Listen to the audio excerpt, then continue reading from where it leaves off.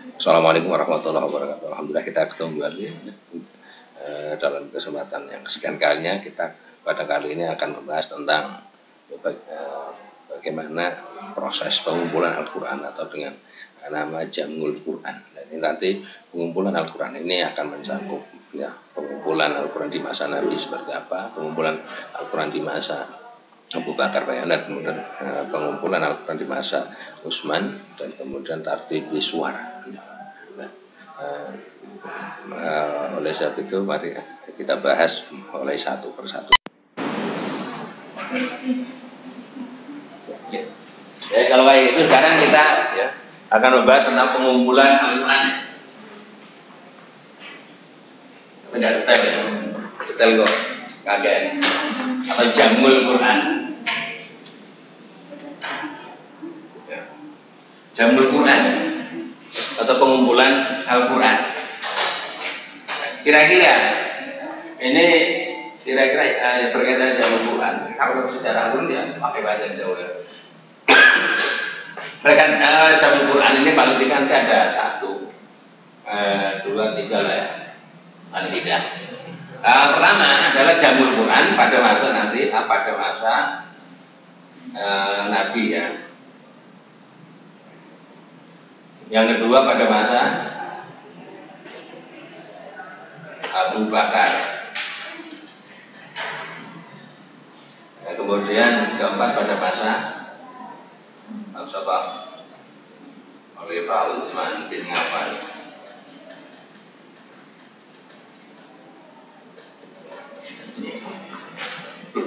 Berarti kalau kayak gitu masa Nabi Al-Quran sudah dikumpulkan sudah. Cuma model pengumpulannya kayak apa?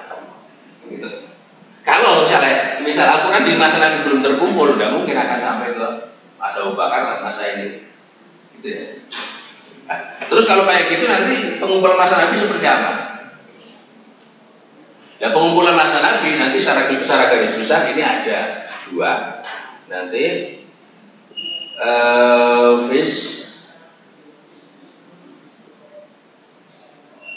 sudur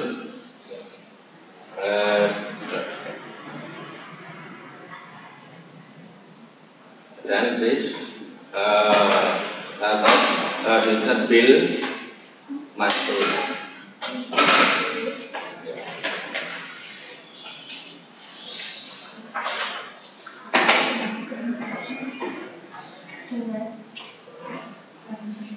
Ini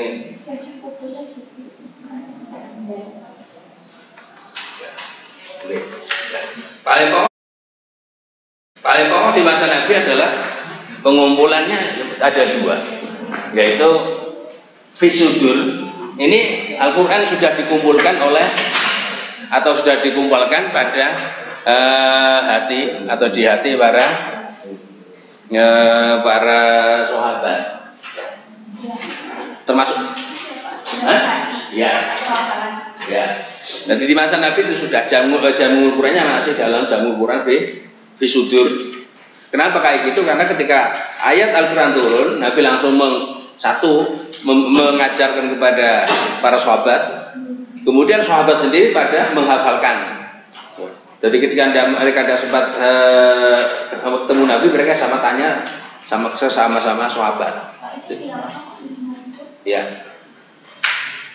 sama-sama tanya ke sama-sama sahabat ya untuk menanyakan ada apa yang baru berkaitan dengan Nabi, misalnya ayat apa yang turun baru aja sebagainya.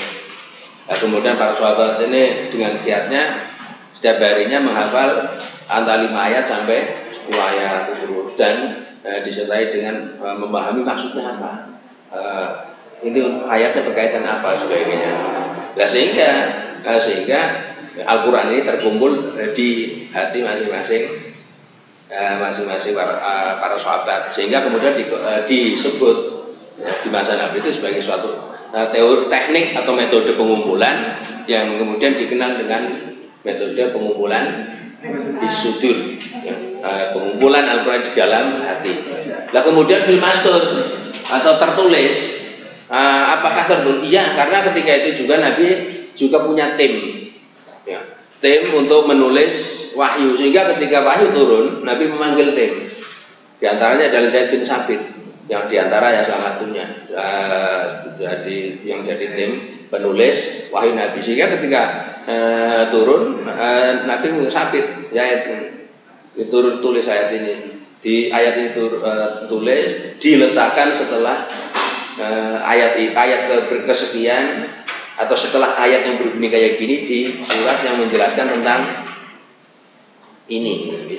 Misal kalau itu ayatnya adalah berkaitan dengan Anisa, misal turun ya ladina amanu la taqrabu sholata antum sukara hatta ta'lamu. Jadi saya tulis ini ayat diletakkan nanti di surat yang menjelaskan tentang permasalahan wanita setelah ayat yang berbunyi bla bla bla. Kemudian mereka yang menghafalkannya kayak gitu. Ini apa? Nah, kalau melihat itu saya rasa untuk ya teknik menghafalnya relatif lebih sulit ya. Lebih sulit karena apa? Mereka menghafal sambil meletakkan ayat ini nanti setelah apa? Kira-kira ya lillahi ma fis samawati wal ardi wa huwal azizul hakim. Wis panduk. Terus nanti ada lagi menghafalkan lagi ayat nanti yang dimasukkan di surat misal juz 29 misal. Kira-kira lanjutannya yang Azizul Hakim tadi mana? Nunggu nanti ada. Ini yang terjadi di masa-masa sahabatnya.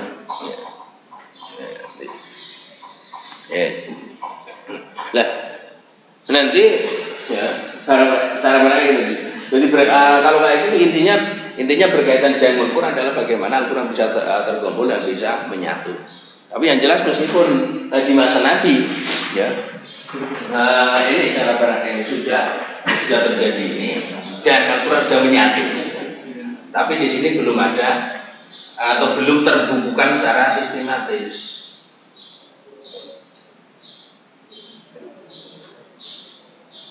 Belum terbukukan. Kenapa? Karena apa yang ada dalam tulisan ini juga sarananya belum begitu memadai.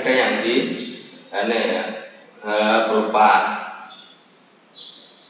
ya mungkin ibaratnya lah ya lempengan papa kayak kalau tulisan itu disimpan ya. Nanti ada yang di kulit binatang. Contohnya kulit binatang. Ya mungkin kalau yang dimaksud kulit binatang mungkin kalau kita sulit pemahaman maksudnya apa? Biasanya kita ada kaligrafi yang ditulis di kulit binatang yang ditempel kayak mana ya kulit binatang sudah kayak gitu. Terus kemudian ada di beda mungkin sudah zaman zaman batu ya, di batu lempeng ya, atau batu pipih ya. Seandainya di sana ada, tapi hanya sulit sana daun lontar dan air. Ini yang menjadi pokok daripada sarana penulis dan itu belum dibendel sehingga belum dikatakan cara pembukuan jadi sudah terkumpul tapi belum terbukukan secara sistematis. Itu yang ada ya paling tidak di masa Nabi ya. Sehingga kalau kayak gitu nanti terlihat bahwa Jamul Quran di masa Nabi ini lebih penekanan makna pengumpulannya ini pengumpulan dalam hafalan kan gitu lebih mengulang dalam hafalan. Karena apa? Mereka mengumpulkannya bukan tulisan-tulisan yang ada berserakan terus dikumpulkan dalam satu bendel, tapi mereka mengumpulkan ayat yang datang sedang dihafalkan, nanti tempatnya di mana, terus kemudian datang lagi, ini nanti ditempatkan setelah ayat apa di surat yang bahasa. Jamu yang ada di Nabi juga lebih besar berkaitan pengumpulan Al-Quran di masa Nabi lebih menekankan kepada pemahaman mengumpulkan dalam segi hafalan. Nah, kemudian nanti kalau ini ke bawah nanti lebih menekankan jamu atau pengumpulnya dalam tulisan atau pembukuan nanti. Ya. Nanti yang paling pokok berkaitan dengan jamu ini adalah hafalan. Ini nanti kalau kita melihat ada jadi kalau jamunya ini buat terbukukan tapi lebih menekankan kepada hafalan. Ini ada isyarat yang di oleh surat Kiamat ayat 27 sampai 30 ya. La tuharrik bihi lisanaka litajala bihi inna alaina jam'ahu qur'ana wa idza qara'nahu fattabi' qur'ana. Muhammad, kamu itu ketika lagi mendengarkan Jibril menyampaikan wahyu, membacakan wahyu, Anda tidak usah tergesa-gesa untuk menggerakkan lisanmu, ya, jangan menggerakkan lisanmu untuk menghafalnya. Tetapi apa? Sudah nanti ketika faida corona setelah kami ini selesai membacakan, silakan Anda membaca. Inna alaina jama'u karena kami Allah yang akan mengumpulkan wahyu yang diturunkan di hatimu dan bacaannya. Ini Bang yang mengilhami ya. Mengilhami adanya jamu di masa Nabi, diantara yang syarat pokok jamu di masa Nabi adalah jamu fil hifz atau hafalan. Ya. Ada yang sementara ada yang mau tanya? Ada yang mau tanya sementara? Ya. Kan dari sudah saya baca itu kan pengumuman amal kita kemarin waktu itu yang saya baca itu dari masa Abu Bakar. Iya. Nah, di situ kan alasan kenapa Abu Bakar awalnya tidak mengizinkan atau memberi izin itu kan karena di pada masa Nabi belum ada gitu. Jadi tapi sekarang di sini ternyata ada gitu. Jadi itu buat pencerahan atau mungkin pembukuannya atau bagaimana? Ya, ini kan nanti kedua, itu baru ronde pertama. Ronde pertama ya. Jadi sementara kita makanya kan ini intinya maaf ya. Jadi topiknya kita adalah topik tentang dikumpulkannya Al-Qur'an. Ronde pertama Al-Qur'an dikumpulkan di masa Nabi. Terus nanti Al-Qur'an dikumpulkan pada masa Abu Bakar dan nanti ronde ketiga Al-Qur'an dikumpulkan pada masa Utsman. Ya kan ada. Nah sekarang kan gini, misalnya seandainya kalau misal kita memahami bahwa Al-Quran itu hanya dikumpulkan di masa Abu Bakar, ya benar. Tapi kemudian kira-kira seandainya Al-Quran itu belum terkumpul di masa Nabi, siapa yang mau otak-atik runtutan ayat? Kenapa? Karena saya rasa kita pun menyadari bahwa ayat Al-Quran yang diturunkan kepada Nabi ini tidak secara sistematis ya. Contoh saja sekarang, misal Nabi ketika di Gua Hiro pertama kali itu mendapatkan wahyu berupa apa? Sampai ayat berapa? Ayat 1 sampai 5. Surat Al-Alaq ada berapa ayat? Sehingga 12 ayat yang lain kapan nurunkannya? Kenapa? Kalau tidak salah 19 ya. Sehingga 12 yang lain 12. Ya benar. 13 ya. 5, 16 ya. 14 yang lain, 14 yang lain itu diturunkan kapan? Kita sampai sekarang jarang mendengar yang membahas gue, gitu ya. Apa tidak diturunkan? Sudah ada. Tapi yang jelas awal ya riwayat yang sahih dan orang yang membahas tentang ulum mengatakan 1 sampai 5. Padahal Al-Alaq atau Iqra itu tidak hanya 5 ayat.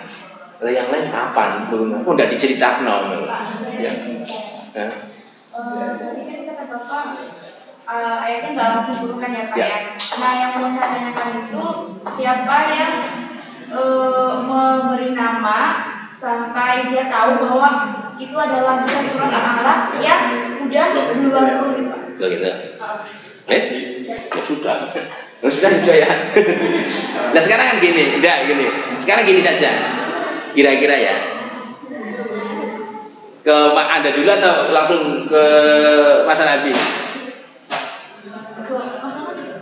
Ya, maksudnya untuk gambar pendekatan gitu.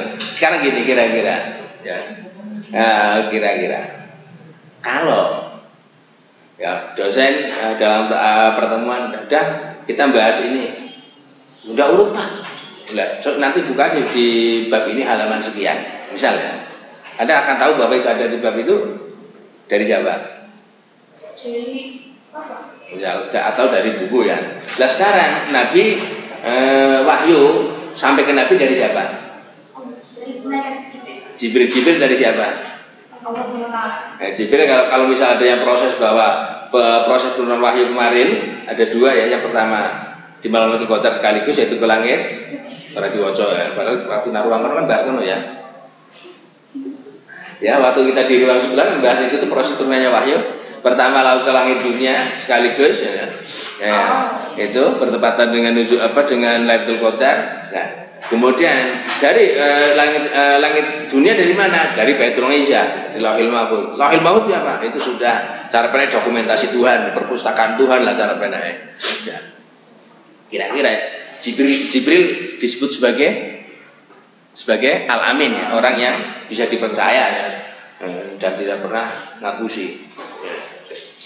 Jadi seandainya Jibril ngapusi, ini kira-kira ya, cara penak ya, seandainya Jibril ngapusi bisa jadi iki sonangan wae lah.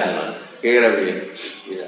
Nah, dengan kata lain maksudnya bahwa karena ayat ini ditaruh mana, ayatnya kayak apa? Ini ya Jibril itu yang menginfokan kepada Nabi. Oleh sebab itu nanti setelah Abu punya pewahyuan, Nabi juga ketika menyampaikan kepada para sahabat, Nabi juga menyatakan bahwa ya, ayat ini ya cara ayat ini ditaruh setelah bunyi ayat bla bla bla di surat yang menjelaskan tentang kalau Al-Baqarah menjelaskan tentang Al-Baqarah atau surat menjelaskan tentang Ali Imran atau surat yang menjelaskan tentang An-Nisa dan sebagainya itu. Nah, dari situ ini kemudian yang menjadikan ilham adanya pembukuan adanya runtut wahyu. Nah, ketika berpegang kepada pendapat itu, maka nanti berkaitan dengan kalau kayak gitu, maka proses penyusunan ayat dan surat bagaimana? Mereka menilai ya, proses penyusunan ayat dan surat itu tauqifi karena berasal dari pemandat dan instruksi langsung dari Nabi. Ya, Nabi tidak asal, Nabi juga dari instruksi dari Jibril karena Jibril mengetahui dari sumber yang dia kutip. Nah, sumber yang dikutip ini atas nulisnya bukan nulis nulis akar pede, tapi juga atas perintah Tuhan. Itu kira-kira. Jadi tadi saya kembali lagi. Jadi sebenarnya makanya kita katakan ada 3 fase. Jadi pembukuan di masa Nabi, nanti penekanannya nanti ada disusun itu dalam hafalan, dan mana si pembukuan Nabi yang penting tertulis masih berupa lempengan-lempengan atau masih berserakan, belum diruntut dalam satu bundle. Ya. Tapi sudah terkumpul, karena kalau tidak bisa jadi ada yang berserakan. Itu pun nanti kalau nggak salah, kalau yang sudah terbaca oleh Anda misal, itu pun ketika penulisan di masa sahabat Abu Bakar pun pernah tim penulis ini sempat cara bahasa itu kelabakan untuk mencari 2 ayat terakhir surat Baroah ya, atau surat Taubat ya. Laqad ja'akum rasulun min anfusikum ya, kemudian tim menemukan ada di Huzaimah kalau salah Huzaimah. Dan dia satu hafalannya juga punya, serta punya tag yang ketika dia cara pandai belajar itu mendapatkan langsung ditulis oleh dia. Waktu masa Rasulullah itu kan, ya. Hafalannya itu perkhususan akhirnya sekarang itu ini Pak, per orang khusus untuk menghafalkan surat ini, terus khusus untuk nulis ini, terus per orang per kelompok khusus untuk hafal surat ini, terus untuk nulis surat ini, atau semuanya itu Pak mereka menghafal sama menulis satu orang satu. Oke, itu. Jadi sebenarnya gini ya, jadi berkaitan hafalan ini antusias mereka. Dan Nabi istilahnya tidak pernah mewajibkan untuk setiap sahabat itu hafalan, tapi setiap sahabat ini sangat pingin. Sehingga justru ketika ada beberapa, jadi karena sahabat ketika juga lah ya, kayak misal ketika Mekah atau Madinah ini kan juga tidak di sekitar situ total, ada yang datang jauh sebagainya, sehingga ada tidak bisa ya.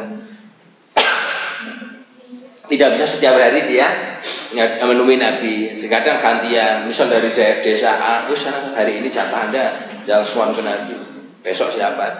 Nah, terus kemudian ketika dia pulang, apa yang baru itu Nabi belum ada. Nah ketika ada, ya sudah, terus kemudian Nabi dapat ini. Terus mereka mengapa? Contoh yang paling jelas yang sering-sering disinggung di pengajian-pengajian ini tentang ayat pemindahan kiblat ya. Tentang pemindahan kiblat ini ada sahabat yang ketika itu ya, ikut sholat bersama Nabi. 2 rakaat pertama ini Nabi masih menghadap Baitul Maqdis, dan 2 rakaat berikut Nabi geser madhep ke Ka'bah. Lah setelah dia pulang, desanya ini belum sholat asar. Ada riwayat sebagian mengatakan asar. Sehingga ada yang belum, ada yang lagi masyarakat desanya lagi sholat. Kalau yang mereka belum sholat, ya sahabat itu menginformasikan bahwa Nabi sekarang sholatnya sudah berubah menghadap ke mereka langsung seketika berubah. Ya meskipun di situ jadi ditemukan diskusi. Loh, terus modelnya berpindah kayak apa? Enggak ada penting. Caranya pindah ini balik kanan atau balik kiri itu misalnya. Enggak ya. Ini. Tapi paling tidak itu menunjukkan bahwa selalu estafet adanya. Sehingga dalam sejarah nanti, kalau kita melihat sejarah bagaimana kehidupan para sahabat khususnya di masa Nabi, ini biasa sahabat tua belajar dari sahabat muda, yang muda dari yang tua dan sebagainya. Ini biasa. Karena apa? Kadang yang muda atau bahkan ada yang misalnya sekarang barangkali baru tabiz belum balik, dia pas ketemu Nabi dapat apa, terus kemudian yang tua sibuk mencari nafkah atau melakukan pertanyaan sebagainya sehingga kemudian dapat informasi. Yang tua memperhatikan. Itu yang terjadi di sana. Sehingga secara khusus bagian hafalan Nabi tidak mewajibkan, tapi antusias begitu besar dari para sahabat sehingga mereka ingin untuk menghafalkan. Adapun berkaitan tim penulis, memang Nabi punya beberapa orang yang seringkali untuk diminta menulis, tapi tidak semua sahabat ini diperintah untuk menulis. Meskipun kemudian dalam sejarah perkembangannya nanti tetap ada sahabat yang bisa menulis, ini berusaha untuk menulis sendiri. Nah, alasannya apa? Karena dia di samping nggak menghafalkan, dia menulis karena kekhawatiran nanti kalau tidak tulis dia lupa, nanti kita tanya. Kalau tanya, ya kalau terus sempat tanya, kalau jauh misal, akhirnya mereka ada yang buat tulisan. Ya tetap tulisannya ketika itu juga belum tersistematis, terbendel dalam kayak buku yang sudah runtutan halamannya gitu. Apa ada yang mau ditanyakan balik? Ini Pak, satu lagi. Dulu kan soal yang kamu tentukan al-alas ya Pak. Ya. Yang mau saya tanyakan, kenapa yang justru yang ditulis pertama itu Al-Fatihah, terus urutan berikutnya itu Al-Baqarah? Gitu. Ya, udah gini saja. Ya. Kira-kira ya. Kira-kira. Ini sebelum sana ya. Kira-kira ketika ada suatu lembaga berdiri, ya, karyawan yang daftar pertama itu yang jadi pimpinan atau yang jadi pimpinan itu adalah nanti terserah pemilik lembaga yang akan menentukan. Oke. Sehingga kira-kira kembali masuk ke kaitan ayat ya, Al-Nalaq sebagai ayat yang pertama kali turun, ini harus yang menjadi penentu dan pemula dia dalam Quran atau yang ditentukan oleh pemilik Al-Quran. Tapi kan waktu bukan waktu zaman Nabi Pak, jadi kan itu nggak bisa nanya ke mereka Jibril. Nah itu yang menentukan awal penulisannya yang Al-Baqarah urutan itu dari mana Pak?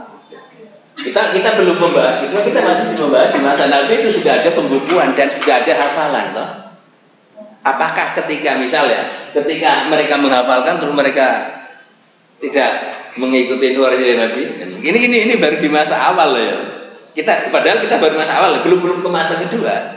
Sehingga kita tadi kan mulanya masih hafalan di masa Nabi ini ada, atau pengumpulan di masa Nabi ada pengumpulan di sudut, pengumpulan dalam hafalan dan pengumpulan di mastur. Nah, kemudian sekarang sahabat-sahabat yang menghafalkan ini, apa kemudian mereka menghafalkan sesuai dengan turun, atau mereka yang sudah menemukan arut ayat itu kemudian diurutkan kira-kira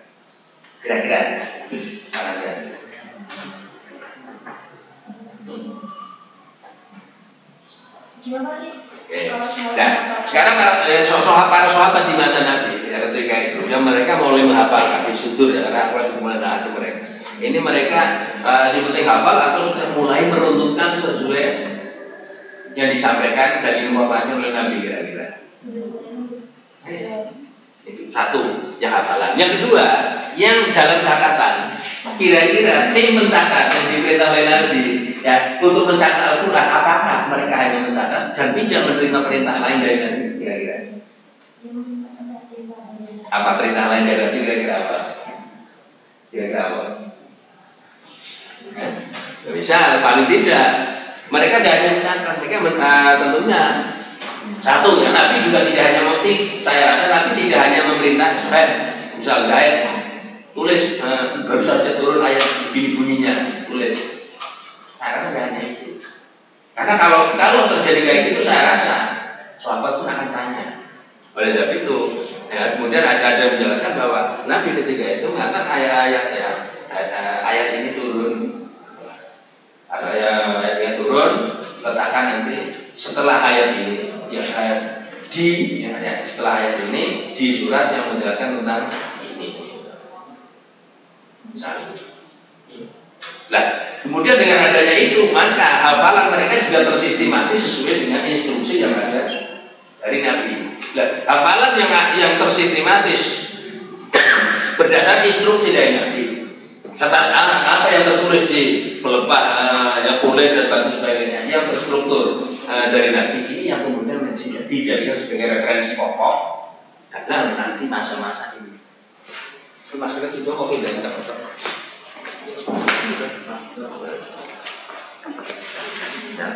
Gitu ya, sehingga harapannya nanti ketika pengumpulan di masa ini ya tidak asal-asalan sudah ada instruksi dari Nabi dan sudah tercatat, sehingga harapannya Nabi ketika meninggal ini Al-Quran sudah terstruktur sesuai informasi Nabi berani kayak gitu juga tidak kayak atas keinginan sendiri. Nabi mendapat informasi dari pembawa pesan ini tidak skarpe dewe, karena dia mengikuti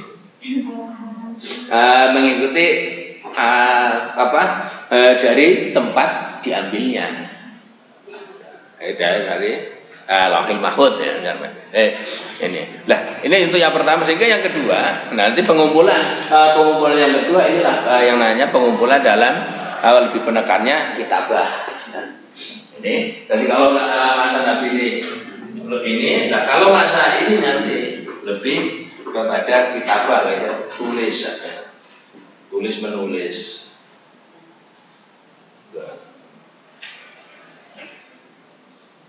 Penekannya lebih ke sana. Karena apa ya?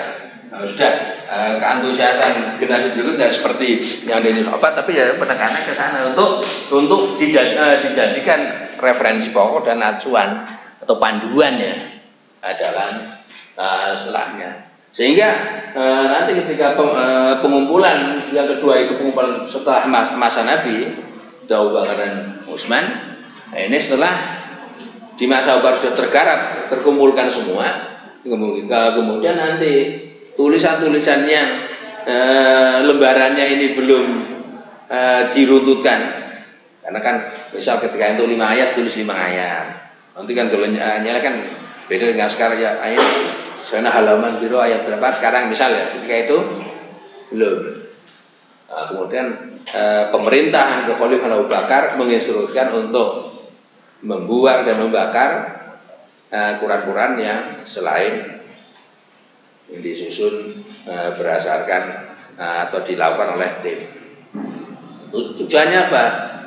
Supaya tidak terjadi banyak perbedaan. Sebabnya apa? Ternyata setelah kayak gitu pun dan kemudian masa Utsman atau kita imam berikutnya tetap masih ada model baca yang beda sih. Ya. Loh, apakah tulisannya podo, macamnya beda? Iya sih. Ya, wajar di Indonesia juga banyak. Kira-kira ya. Ini bacanya apa? Hah? Monggo, bisa jadi ada yang baca pentil, ada yang membaca pentil, ada yang baca pentil, kan? Tulisan kayak gitu. Sekarang harus dibaca apa? Ini apa? Dodol, terus dodol, itu yang dodol, itu. Sehingga ya Al-Quran yang menggunakan bahasa Arab, wajar jika tulisannya bodoh terjadi perbedaan. Ya. Wah, sekarang kalau kayak gini, ini apa bacanya? Hah? Pepet apa kopet? Bodoh, tulisannya kayak gini. Ini juga terjadi lokal. Ya memang kadang beda cara baca ini juga berpengaruh ke mana? Pentil karo pentil. Hah? Apa? Pentil apa? Pentil. Wah, yang belum masak. Belum masak. Langgar pentil. Ban motor. Ya pentil yang untuk bangun lain, yang untuk kayak pompa ban kayak ya. Wes. Lalu langgar pentil. Buah yang nggak pernah masak. Iya. Buah yang nggak pernah masak. Buah yang belum masak, Pak. Masih kecil anaknya. Nah ya, kalau pentil kan buah yang belum masak masih kecil. Nah kalau pentil berarti buah yang tidak pernah masak.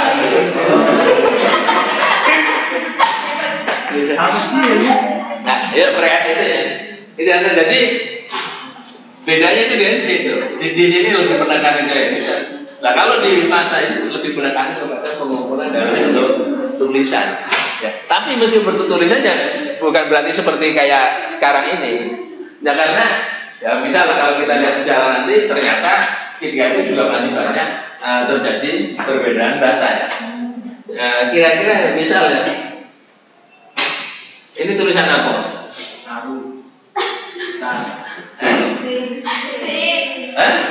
Kata siapa? Kalau ketiga itu masih misal kayak gini.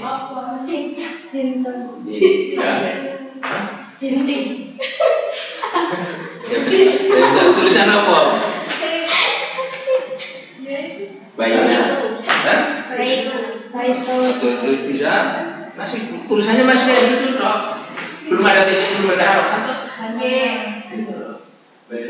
Kemudian tulisan apa? Apa?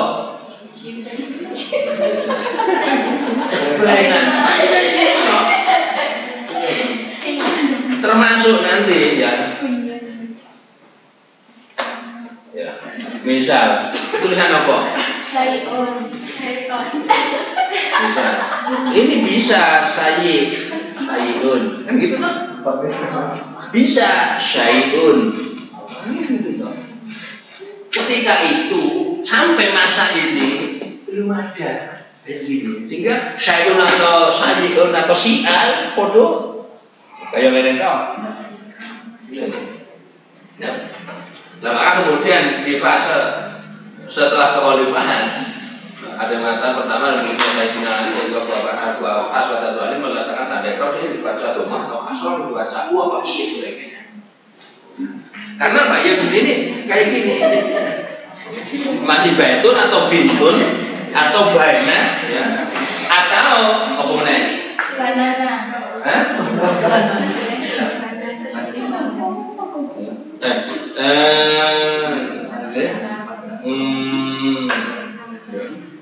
Bisa jadi kan gini toh, bisa gini ya. Itu apa? Tiba diterima tobatnya atau kata tiba. Ketika kayak gini, ini apa? bisa bata, bisa taba, bisa bana. Ya. Itu sampai sini ini Mas, ini belum ada tanda baca. Tapi sudah terkumpulkan dalam tulisan. Nah, karena para pendahulu kita ini tahu bahwa generasi yang akan datang goblok-goblok, maka kita mulai. Nah, kalau orang ngerti goblok-goblok, orang saya tanda baca, saya tanda baca biasanya dari bocor kok. Sudah lengkap ya, sampai tulisan ini ikut di blok merah. Iya sih masih bingung, kadang bacanya ya apa? Allahumma ngono ya. Kulillahumma di blok kayak gini masih misal ya, misal ketika kayak gini ini mesti blok merah ya. Udah apa? Kita baca orang-orang mungkin bahwa hui kan nggak mungkin tuh. Apa ada hui? Masih patah banget nih, ujungnya dua Allah itu masih dua lah, ada kayak gitu. Makanya ulama pikir lagi generasi yang ini goblok-goblok. Sekali harokat kumpul itu kan, dia ternyata masih sulit membaca kok. Gitu. Kira-kira begitu. Nah, ada yang mau tanya? Benar? Ya, apa? Tulisan Arab sebelum masa Nabi itu seperti kayak itu juga. Ya maksudnya belum ada. Apa beda gimana? Ya, yang jelas ya, bahasa Arab pasti saya tidak ada begitu paham ya. Tapi yang jelas tanda baca kayak misal jamangan ada titiknya itu belum ada. Ya istilahnya kemungkinan nanti kalau kita melihat kepada apa ya, penilaiannya itu bagaimana tulisan paku sebagainya kemungkinannya, sebagainya. Pak, sebentar Pak. Gitu lagi ya. Gimana? Ini Pak, dari mana Pak? Kan waktu zaman masa Nabi kan tulisannya kan seperti itu ya Pak ya. Masih belum ada harokat, belum ada titik. Jadi sekarang setelah adanya Al-Quran yang sudah ada titik ya apa? Tajwid penuh kayak gitu. Berarti sekarang huruf Arab orang Arab memakai huruf yang itu atau memakai huruf yang waktu masa Nabi gitu? Orang Arabian atau orang Arab sekarang? Orang Arab sekarang memakainya masih huruf Arab yang dulu atau yang sekarang masih huruf Arab gitu. Gitu. Wes. Orang tua Anda pernah haji? Orang tua Anda pernah haji? Pernah beli Quran di sana enggak? Ada harokatnya enggak? Nanti tanya ya. Jawabannya itu ya. Ya. Karena saya rasa orang Arab pun kalau udah hafal terus kemudian tulisannya masih kayak biyen, saya rasa juga kesulitan. Mereka lebih goblok dari orang biyen, ngerti kan lebih harokatin gitu. Kemudian memang ada nanti kemudian ada Khot Utsmani ya. Nah, pegangannya apa? Ya memang Khot Utsmani yang sekarang ada memang sudah ejaannya disempurnakan. Sudah disempurnakan, tapi model kayak gitu udah coba ke sana. Kenapa menggunakan selain Quran ini dikatakan Khot Utsmani? Karena menurut saya ini Al-Quran itu lebih ya, berpegangan kepada Al-Quran yang dikumpulkan di masa Sayyidina Utsman, gitu ya. Maka kemudian Khot Utsmani. Gitu. Yang lain bagaimana? Atau ada pertanyaan balik?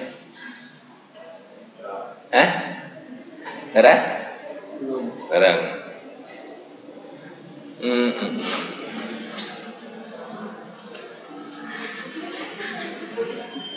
Nah, terus kemudian kembali berkaitan dengan masa Nabi, kalau kita melihat kepada apa yang disampaikan oleh redaksi hadisnya Imam Bukhari, ini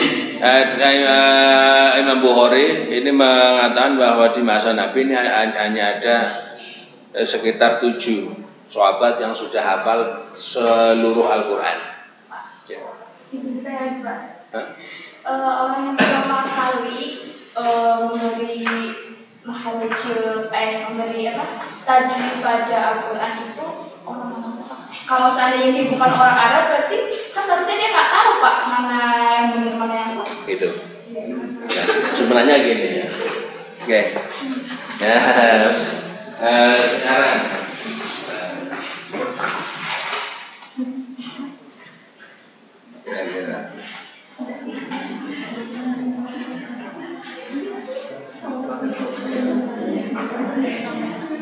Ya.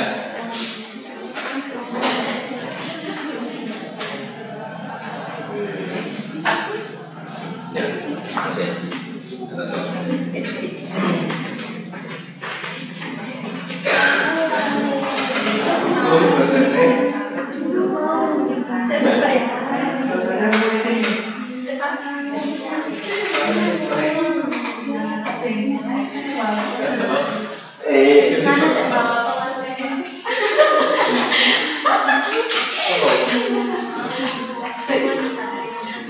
Sekarang ya kira-kira ya. Ini dibaca apa? Ini dibaca apa? Ini dibaca apa? Tangan. Terus? Ini? Ya bingung. Ya bingung. Siapa yang bisa baca ini? Hah? Tidak, siapa yang bisa baca ini? Hah? Ada yang bisa? Bisa. Siapa yang tahu tentang bahasa Arab? Ya, bahasa. Orang Arab pun kalau nggak ngerti tentang bahasa Arab ya bisa. Ya. Nah, dengan sehingga nanti ya kalau kita melihat berikutnya ya penafsir besar ini ya istilahnya jarang ya dari banyaknya penafsir ya ini tidak terlalu banyak, tidak ada separuh, tidak ada seperempat yang ternyata mereka adalah kelahiran Mekah Madinah gitu loh. Coba kira-kira ya, tafsir yang cok sekali sampai apa biasanya? Jalalain, coba penulisnya. Jalalain Sawiti, Jalalain Jayadin Al-Mahali dari kelahiran mana? Damaskus ya. Itu pernah nang Mesir sebagainya. Belum Arab, Mekah Madinah coba. Ini ya. Terus misal pilihannya jalan apa? Al-Misbah, tulisannya siapa?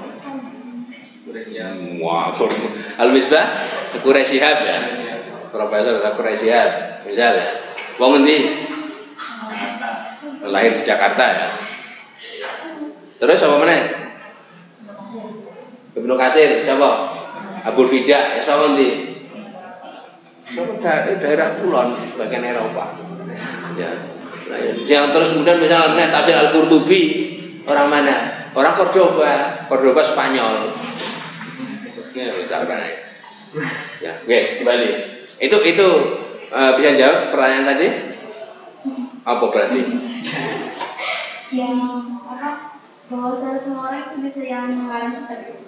Nah, makanya ya nanti yang bisa membacakan tidak harus orang Arab dong. Bahkan orang Arab pun kalau tidak belajar, tidak ngerti bahasa Araban ya tidak bisa baca. Sehingga nanti cara penakai Bu sekarang ya. Kalau zaman dulu ini ketika ada lomba tentang tata bahasa ya, atau tata bahasa grammar yang Arab, ini kebanyakan yang menang malah orang Indonesia katanya ya. Kenapa? Karena mereka yang benar-benar mempelajari dari dasar. Nah kalau orang Arab kan tinggal memakai bahasa sudah harus membahas kosakata sebagainya. Kalau Anda sendiri ditanya bingung kok. Misal tentang kosakata bahasa Indonesia ya, saya sendiri itu bingung. Misal ya, ketika ya, ada prefix mandi, ada prefix ganti apa? Kata mandi ketika salib prefix ganti apa? Itu bahas tata bahasa Indonesia kalah karena belum lagi Anda tanya tentang apa? Oh. Apa? Lan? Hah? La kok? Lan? La apa enggak ono sorokan lan? Akhir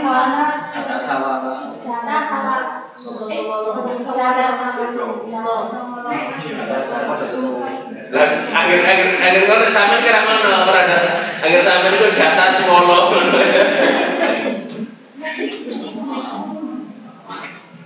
Terus kemudian apa meneh yang ada ya? Ono ya. Apa? Po ya.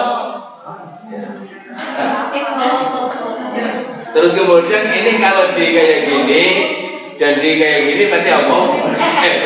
Di pangku ya, pangku namburi ya. Ah, kira-kira piye kowe? Nah, seandainya di ngene piye? Wong Jawa. Bahasanya sapa? Kalah ada wong Suriname. Karena mereka mempelajari tenanan. Nah kita kan, loh sudah ngomong belajar itu menggunakan tinggal pakai sudah jadi.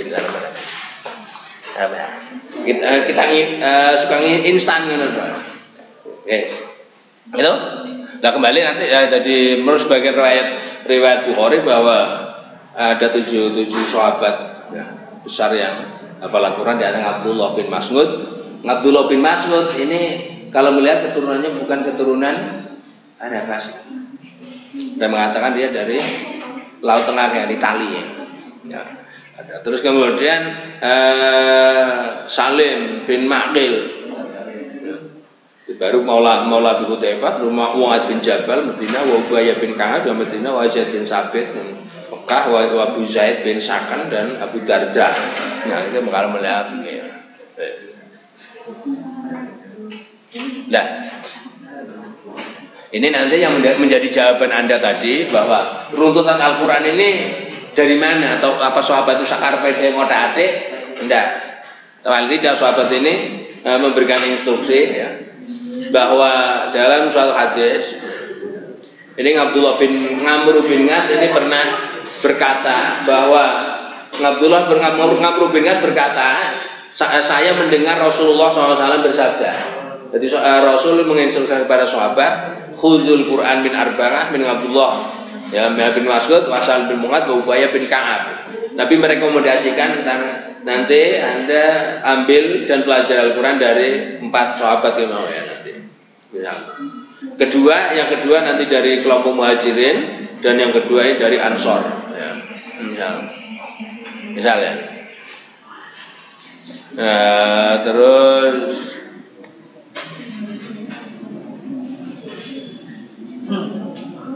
Mau bertanya Pak? ya silakan apa? Kalau orang Arab itu dia bahasa Arab itu gimana Pak? Belajar bahasa Arab. Orang Arab Ngeja bahasa Arab. Ngeja bahasa Arab. Belajar membaca. Bagaimana atau di mana gitu? Yang ditanya. Bagaimana? Oh bagaimana? Sudah gini aja.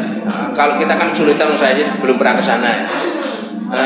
Sekarang ada lahiran mana? Berbalingga. Dole, boleh bahasanya Tarno kok pengen dole ngejak. Kok belajarin nanti? Hah? Kok dole belajar kayak bahasanya Tarno kan nanti kok. Nang omah ana sekolahane. Sekolahan sing marai kayak gue bahasa Purbalingga gue. Hah? Ya begitu juga orang kampung Arab ya kayak ngono lah. Orang Arab yang belajar nakalnya kayak gue. Ya sebabnya nyok kan urung tau menganar atau mengarap, kurang ngerti apa yang apa. Ya pada baik gitu. Dewek we dole ngomong, "Gue aku ngejirilah kok." Intinya sapa daerah ngono. Gue kenapa kira-kira ya. Angger pastine nyon ruto menganah kok. Ruto menganah, ruto ni cipipa kontak. Begitu saja kemungkinan gambarannya seandainya orang Arab tanya, orang Indonesia di dalam mempelajari bahasa Indonesia di mana? Ya sama. Anda orang Arab ketika mempelajari bahasa Arab di mana? Kayak gitu. Ya meskipun perkembangannya kalau kita ingin mendalami, misalnya mendalami tentang bahasa Jawa secara begitu detail, kita kadang masih sulit karena di Indonesia belum dibuka universitas yang sampai tinggi yang khusus untuk prodi jurusan bahasa Jawa. Justru yang sudah dibuka ini diantaranya di Belanda, belum di Suriname sampai S3. Nah, makanya angger sampean arep bahasa gue, bahasane kaki peyang mengana bae, ayam di rumah balik. ayam di rumah banyak. Wah, ayam di rumah ya ayam balik tuh ayam. Iya, lho kok arep ngapa? Wong pasar ngedol ayam wong aku tuku iki. Lah ngedol ayam iya. Lah, ayam di rumah banyak. Ya. Sing anak peyang ya terus nesu ya. Tak pada gaya gue. Kira-kira gitu. Ya nanti. Nanti tadi berkaitan penguat jawaban Anda tadi bahwa berkaitan dengan runtut yang nanti ada informasi dari hadis ya. Jadi informasikan bahwa Nabi itahoda Rasulullah SAW kitaban lil wahyi min ajila il sahabat ya. Misal jadi Nabi ini membuat atau mengambil beberapa sekretaris atau penulis wahyu dari sahabat-sahabat besar. Di antaranya Kang Ali seperti Ali bin Abi Thalib, Abu Muawiyah, wa Ubayyah bin Ka'ab, wa Zaid bin Sabit. Nah, tanazal ayat fayamuruhum bi kitabatiha. Nah, ketika ada ayat turun, Nabi memerintahkan mereka untuk menulis ayat itu. Wa yursiduhum ila maudhinya, dan Nabi menunjukkan di mana tempatnya harus ayat itu diletakkan. Jadi ketika turun ayat, Nabi memanggil para penulis, ditulis ayat baru turun ini. Nah, ini nanti diletakkan di mana? Nabi menunjukkan, gitu ya. Itu min suratiha, jadi di mana dia diletakkan di surat apa, dan dia diletakkan di setelah ayat yang berbunyi apa. Hatta tadzaharul kitab fi sudur. Ya. Al-jam'i fi, sehingga tulisan itu memang wujud dalam bentuk yang tertulis. Sehingga nanti kalau kayak gitu, maka paling tidak itu salah satu yang bisa kita jadi referensi bahwa runtutan Al-Qur'an ini tidak asal ya. Nah, paling tidak berdasarkan informasi dari Nabi ya. Nah, itu. Ya.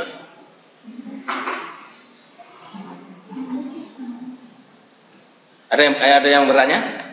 Sebentar. Nah, kita sampai jam berapa? Hah?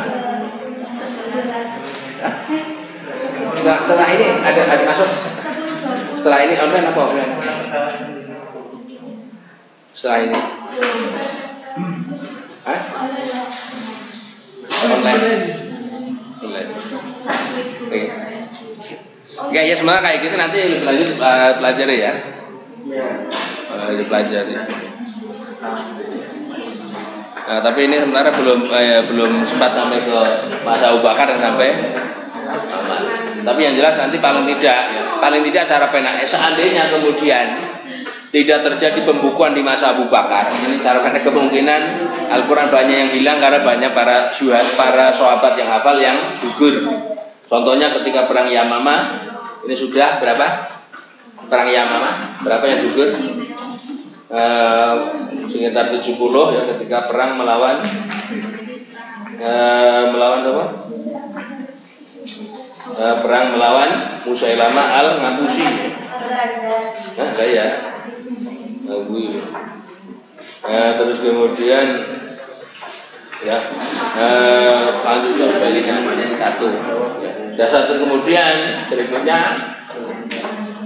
sedangkan pembukuan di masa Khalifah Utsman ini saya untuk menyeragamkan dan menyatukan dialektika Al-Quran sehingga diharapkan tidak banyak perpecahan dan sebagainya, karena ketika itu sudah banyak mereka membaca yang melalui skarpe dewe cara penael menurut logat mereka masing-masing dan belum ada panduan. Kenapa? Karena ketika itu belum terbentuk dan belum tersistematis bagaimana tajwid, sehingga belum dibahas tentang orang ini menyimpang atau tidaknya, itu belum.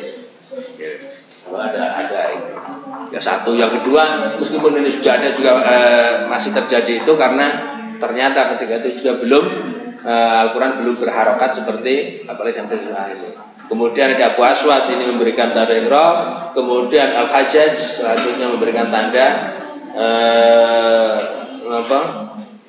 tasdid dan sebagainya.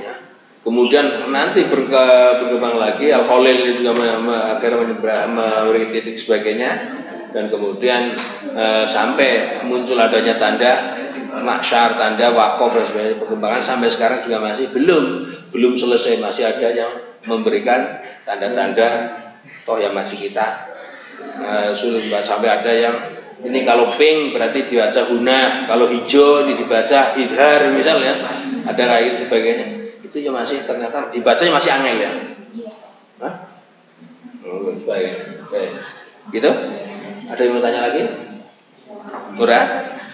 Cukup? Ora cukup apa cukup? Ora cukup. Ya kira-kira itu ya.